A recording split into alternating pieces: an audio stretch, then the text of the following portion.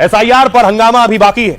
आपको बताऊं, कल से संसद का सत्र शुरू हो रहा है और उस सत्र से पहले आज हुई सर्वदलीय बैठक। ये उसकी तस्वीर आप देख रहे हैं। सर्वदलीय बैठक में रक्षा मंत्री राजनाथ सिंह, किरण रिजिजू, अर्जुन मेघवाल, जेपी नड्डा मौजूद थे और सबकी मौजूदगी में ऑल पार्टी मीटिंग हुई और इस बैठक का मकसद था कि कैसे सत्र शांतिपूर्ण तरीके से चले, जिससे ज्यादा से ज्यादा काम हो सके। दूसरी तरफ देखिए, कांग्रेस ने भी बैठक बुलाई थी। संसद सत्र को लेकर कांग्रेस की बैठक हुई, खुद अध्यक्ष मल्लिकार्जुन खड़गे बैठक के लिए पहुंचे।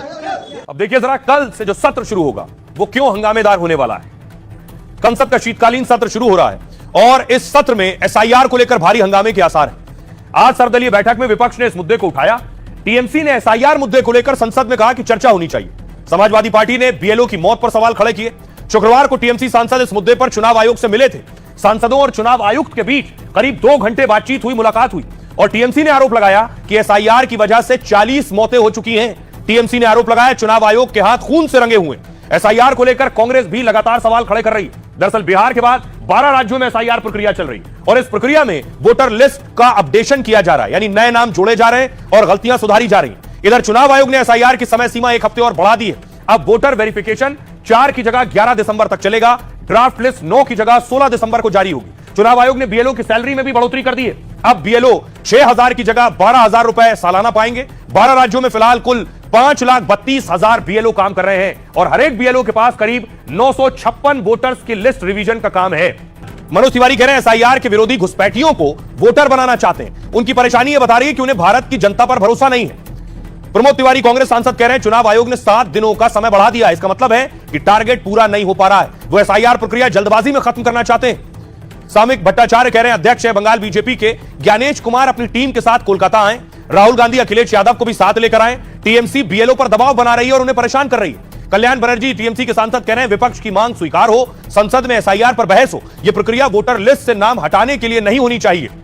केंद्रीय मंत्री किरण रिजिजू कह रहे हैं सरकार किसी भी मुद्दे पर चर्चा के लिए तैयार है, लेकिन ऐसा कहना ठीक नहीं है कि संसद चलने नहीं देंगे।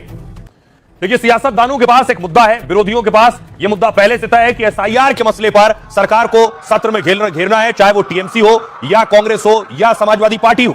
और इस बीच हुआ क्या है, एसआईआर की शुरुआत के साथ मैं आपको बताऊं, जिन बीएलओज ने सुसाइड किया है, जिन बीएलओज ने कहा कि काम का प्रेशर बहुत ज्यादा था, उनकी तस्वीरें आप देख रहे हैं। किसी को हार्ट अटैक आ गया, किसी बीएलओ ने सुसाइड कर लिया, किसी का ब्रेन हेमरेज आ गया, किसी को ब्रेन स्ट्रोक हो गया। ये वो चेहरे हैं जिन बीएलओ की मौत हो गई है। दावा किया गया, आरोप लगाया गया कि काम के प्रेशर की वजह से काम इतना ज्यादा था कि इनकी जान चली गई।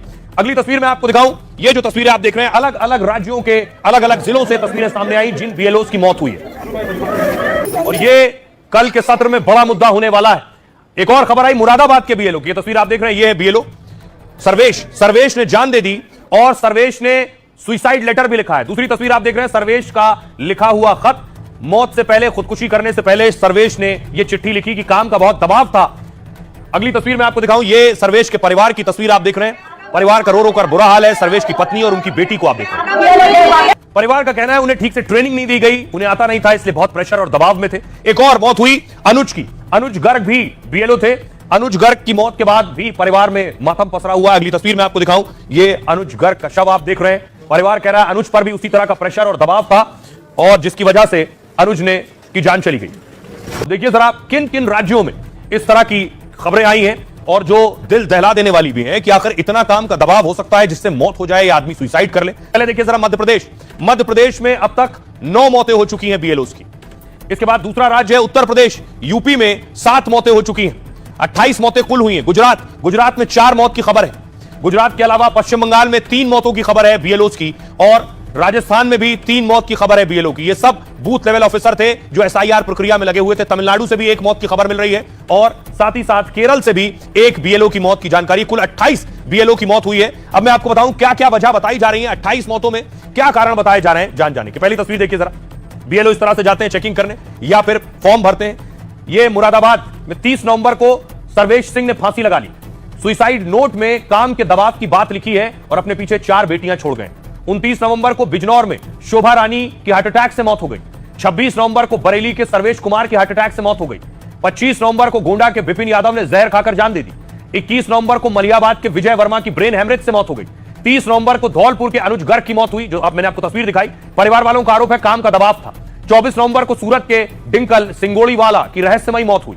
29 नवंबर को मेहसाणा के दिनेश रावल की हार्ट अटैक से मौत, कारण मैंने आपको बताया। सुनिए जरा।